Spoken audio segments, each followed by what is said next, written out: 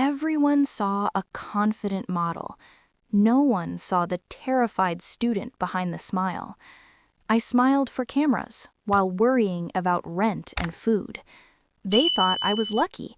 I felt trapped. I wasn't poor because I was weak. I was poor because life is expensive. I believed his kindness was love. I was wrong. My name is Jess, and I am 21 years old. From the outside, my life looks interesting, but in reality, I live two very different lives.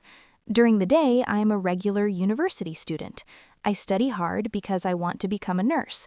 I want to help people who are sick. My classes are challenging, but I enjoy learning. This is the life I truly want. But at night, I live another life. After my classes are over, I work as a model. This is my secret. My two worlds are completely separate. I do this because I have no other choice. My family doesn't have much money, and I need to pay for my education, my small apartment, and my food. Life is very expensive. Modeling pays well, but it isn't easy. It's a world full of pressure. You're expected to look perfect all the time. I'm often exhausted from studying all day and then working all night. I don't get much sleep. Tonight, I'm at a big party for a famous fashion brand. The room is filled with beautiful people and expensive things. Bright lights, loud music, and important people everywhere. I'm wearing a stunning dress. My makeup is flawless and my hair looks amazing. When people look at me, they see a confident model.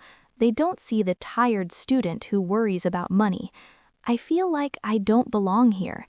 I smile for the cameras, but inside I feel lonely and out of place. Others talk about luxury vacations and new cars. I just listen quietly. My reality is very different.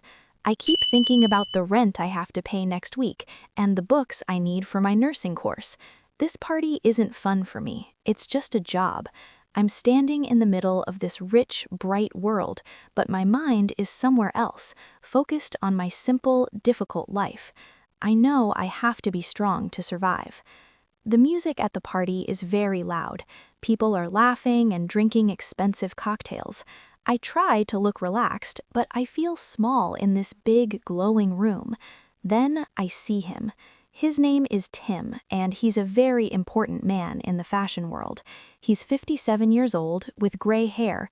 He's wearing a black, expensive suit that makes him look powerful. He doesn't smile like the others at the party. His face is serious, his eyes cold. Several other models are standing near him. They all want his attention. They laugh and try to look beautiful for him. But he doesn't look at them. Instead, his eyes meet mine across the room. He keeps staring at me for a long moment. I feel nervous under his gaze. It's like he isn't just looking at me, he's studying me. After a few minutes, he starts walking toward me. He moves slowly, confidently. The other models saw him walking away. They watched in surprise, and then they looked at me. He walked straight past them and stopped in front of me. He was much taller than I was. I had to look up to see his face. He stood very close, close enough that I could smell his expensive cologne. "You're Jess," he said. It wasn't a question. His voice was low and calm, but I could hear it clearly over the loud music. I only nodded. I couldn't find my voice to speak. "I'll be direct," he continued. His cold eyes never left my face. "You have two choices. You can agree to date me. If you do, you'll get everything you want. A new car, a beautiful apartment, expensive clothes." He paused. "The second choice is simple. You can say no. If you do, I'll make sure you never work as a model in this city again." I was completely stunned. I couldn't move or even breathe. My mind went blank. An ultimatum. He was giving me an ultimatum at a party, surrounded by people. I just stared at him. I wanted to run, but my feet felt like they were stuck to the floor. I looked past his shoulder and saw the other models. They were watching us. They weren't looking at me with concern. They looked jealous. Their eyes said I was lucky. They thought this powerful, frightening man was a prize. Their jealousy made everything even more confusing. Was this a good thing, or was it something terrible? I didn't know what to do. I just stood there, silent and afraid. The first date. I went back to my apartment after the party. My small room was freezing. I didn't have enough money to pay for proper heating. I sat on my bed and looked around. The walls were bare and the furniture was old and worn. This was my life, studying all day and working all night, always exhausted, always broke. Tim's words kept replaying in my mind over and over again. He had given me an impossible choice. I could say yes to him and live a better life. I could have money, nice clothes, and an easy career in modeling, or I could say no and lose my job. I would be left with nothing. It was a cruel threat. I was afraid of him, but I was also afraid of my poverty. I didn't sleep that night. My mind was full of questions. Was this really the only way? Could I actually do this? In the morning, I was still exhausted, but I made a decision. I couldn't keep living like this. I needed help, and he was offering it. My hands were shaking when I picked up my phone. I found his number and called him. When he answered, his voice was cold and deep. "I'll do it," I said quietly. "I'll date you." He didn't sound surprised. He just said, "Good. A car will be there in 1 hour." Exactly 1 hour later, a large black car arrived. The driver opened the door for me. I had never been in a car like that before. It was spotless and smelled like new leather. The driver took me to a very expensive store. Tim was waiting for me inside. He didn't smile. His eyes moved over my old clothes. "We need to buy you something to wear," he said. He chose a beautiful red dress for me. When I put it on, I looked at myself in the mirror. I didn't recognize the person staring back at me. I looked confident. I looked beautiful.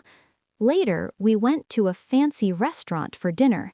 It was the kind of place I had only ever seen in magazines.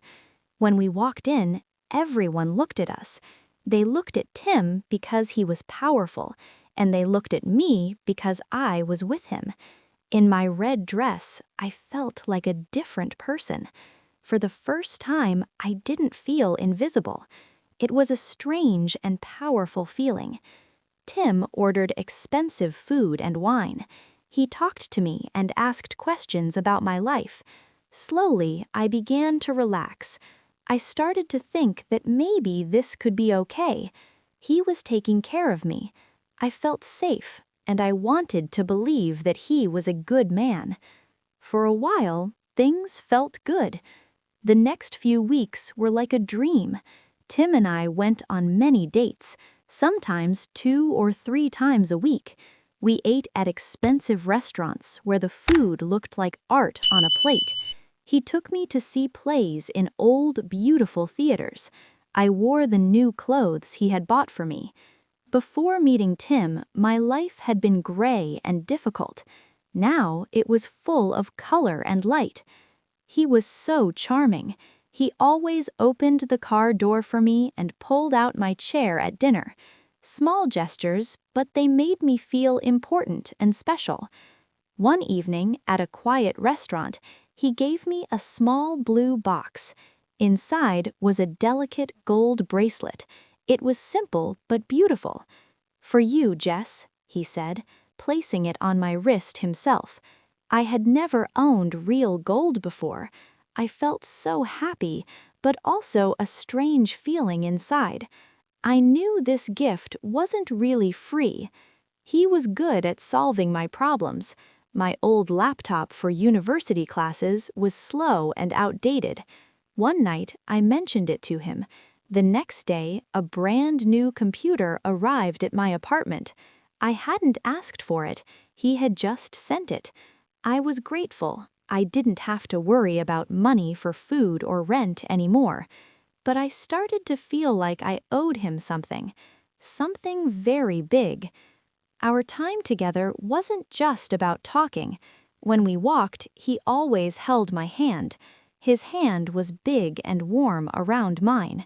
He often put his arm around my shoulders when we sat together. His touch was nice, but it was also heavy, full of meaning.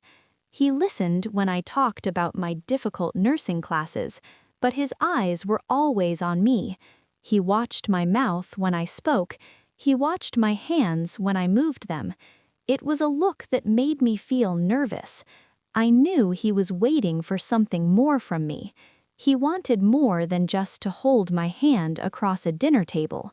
I wanted to believe that he was a good man. He was kind to me and made me laugh. I told myself that his intense attention was because he liked me very much. But sometimes when he looked at me with his dark, serious eyes, I felt a little scared. I felt like a beautiful thing he owned, not a person he knew. At the end of our dates, he always left me at my door with a soft kiss on my cheek.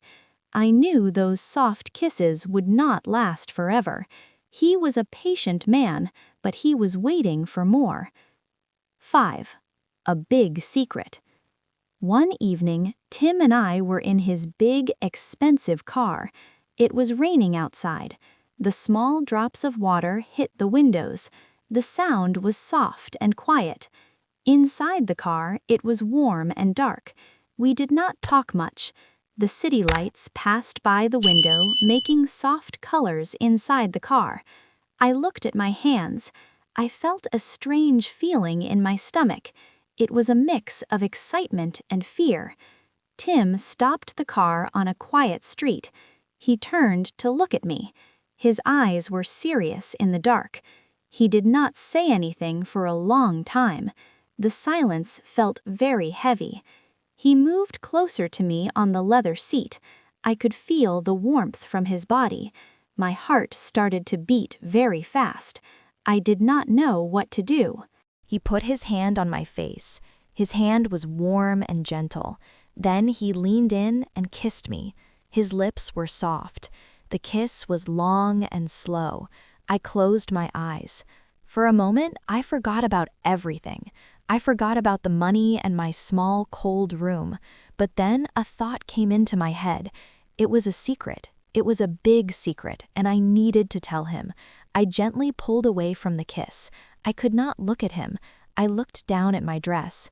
"Tim," I said. My voice was just a whisper. "I have to tell you something." He waited. He was very patient. "What is it, Jess?" he asked. His voice was low. I took a deep breath. This was the most difficult part. "I have never been with a man before," I said. "I am a virgin." The car was completely silent. I could only hear the rain and my own heart. I was so scared. I thought he would get angry. Maybe he would laugh at me and tell me I was a child. I waited for him to say something mean, but he did not get angry. He did not laugh. Instead, his eyes opened wide with surprise. A big, real smile came to his face. He looked very happy. He looked like a man who found something very valuable, like a diamond. "A virgin?" he said. His voice was full of delight. "Jess, that is wonderful. You are so special. You are very rare." He touched my face again. His smile made me feel warm inside. My fear started to go away. He leaned in and kissed me again. This time, the kiss was different. It was more passionate, more certain. He held me close. "I will take care of you," he promised. "You are mine to protect." In that moment, in the dark car with the rain outside, I believed him. I trusted him completely. 6. The special night. Tim drove us to the best hotel in the city. The building was very tall and made of shiny glass. Inside, a man in a nice uniform opened the car door for us. We went up in a fast, quiet elevator. The doors opened directly into our room. It was not just a room, it was a suite. It was bigger and more beautiful than my entire apartment building. The windows were huge, from the floor to the ceiling. I could see all the city lights below us like a carpet of stars. The view was amazing. The suite was full of my favorite white flowers. There were white roses on the big wooden table and tall lilies by the window. The smell was beautiful and sweet. A bottle of expensive champagne was in a silver bucket of ice next to two tall, thin glasses. Tim opened the bottle and the sound was a happy pop. He carefully poured the champagne and gave me a glass. He smiled, and his eyes looked different tonight. They were not cold or controlling. They were warm and kind. He told me I was beautiful in the red dress. He did not talk about my work as a model or the fashion world. He asked about my dreams to become a nurse. He listened carefully to every word I said. For the first time, I felt like he saw the real me, not just a pretty face. I forgot about his ultimatum. I forgot about the money. I only saw a man who wanted to know me, a man who thought I was special. I felt completely safe with him. When he touched my hair, I was not afraid. My heart was beating fast, but it was a good and exciting feeling. I was nervous because it was my first time with a man. He knew this, and he was very gentle and patient. He whispered kind words to me. He made me feel desired and important. I believed that he really cared for me. I thought this was the start of a real, loving relationship, not just a deal. Later, we were quiet. I lay in the big, soft bed with clean white sheets. I put my head on his chest and listened to his heart. It was a strong, steady sound. I closed my eyes and felt his arms holding me. All my problems felt very far away. My cold room, my empty bank account, my loneliness, it was all gone. I was not a poor student anymore. I was a woman in love, and I was loved back. I fell asleep feeling safe and happy. I believed my new life started on this special night. 7. The cold morning. I woke up alone in the big, soft bed. The morning sun was bright in the expensive hotel room, making everything look golden. For a moment, I felt truly happy. I remembered the night before, his arms around me, and I smiled. I believed it was the start of a wonderful new life for me. I turned to look at Tim, expecting to see him sleeping next to me, but his side of the bed was empty and cold. Then I saw him. He was standing far across the room by the big window. He was already completely dressed in his dark business suit. He was not looking at the beautiful city outside. He was looking down at his phone, his thumb moving quickly over the screen. He looked busy and very serious. He did not look like the same gentle man who held me all night. "Tim," I said. My voice was small and quiet in the large room. He turned his head slowly. He looked at me, but his eyes were completely different. Last night his eyes were warm and full of passion and kindness. Now they were as cold and empty as a winter sky. The smile was gone from his face. He looked at me like I was a stranger, or maybe an employee he needed to dismiss. It was like he did not know me at all. "You should get dressed," he said. His voice was flat and had no emotion. "The driver is waiting for you downstairs." I just sat up in the bed, the soft sheets around me. I could not understand his words. I watched him walk to the small table next to the bed. He took a thick stack of money from his pocket.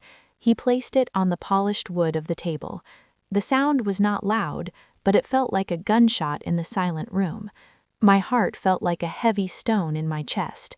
Suddenly, I understood everything perfectly. The flowers, the champagne, his gentle words, it was all part of a game.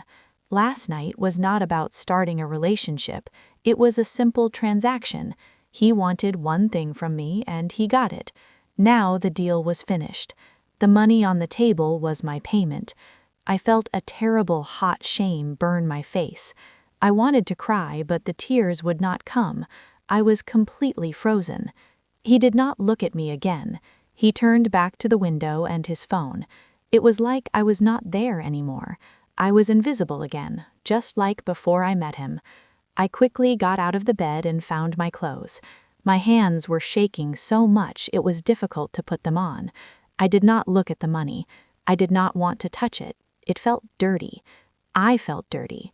The beautiful room now felt like a cold, expensive prison. He treated me like an object, something he bought and was now finished with. He was throwing me away. I walked to the door without a single word. I opened it and left the room. I did not look back. 8. My new life. For 3 days, I did not leave my small room. I did not eat. I only cried. I looked at the beautiful red dress he bought for me. It was on a chair in the corner. It looked like a costume from a different life. The jewelry was cold and heavy in my hand. I felt so stupid and so used. The world outside was quiet, but my head was loud. I kept thinking about his cold eyes in the hotel room. I thought about the money on the table. The sadness felt like a heavy blanket pressing down on me. On the 4th day, I stopped crying. I was tired of feeling weak. I walked to the small mirror in my bathroom and looked at my face. My eyes were red, but I saw something else too. I saw a fire inside them. It wasn't a big fire, but it was there. He wanted me to be a victim. He wanted me to stay silent and ashamed. I decided I didn't want that. I wasn't just a model. I was a person. I was a student. I was Jess.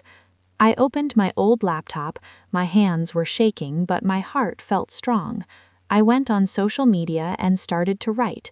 I wrote everything. I wrote about the party and the 2 choices he gave me. I wrote about the expensive dates and how he was always watching me. I wrote about the hotel room and the cold morning after. I told the truth about the money he left behind. I didn't use his name, but people in the fashion world knew exactly who I was talking about. My story spread everywhere. It became a huge scandal. Many people were shocked. Other models began sharing their own stories about him. They had been silent before because they were afraid. Now they weren't afraid anymore. Soon, newspapers were writing about Tim. His name was ruined. He lost his powerful job. He called my phone again and again, but I never answered. I had nothing left to say to him. My life changed too. Tim was right about one thing. I lost my modeling career. The calls for work stopped coming. Some people said I was brave. Others said I was a problem. But I didn't feel sad about it. Instead, something strange happened. A weight lifted from my heart. I took the money I had saved from the hotel rooms. I didn't want it, but I decided to use it for something good. I used all of it to pay for my university classes. Now I'm a full-time nursing student. I'm poor again, and my room is still small, but I am free. I walk into my classes with my head held high. I don't need expensive clothes or a rich man to feel important. I have my books and I have my future. When I look at myself now, that is enough. I am strong and I am going to help people. This new life is mine.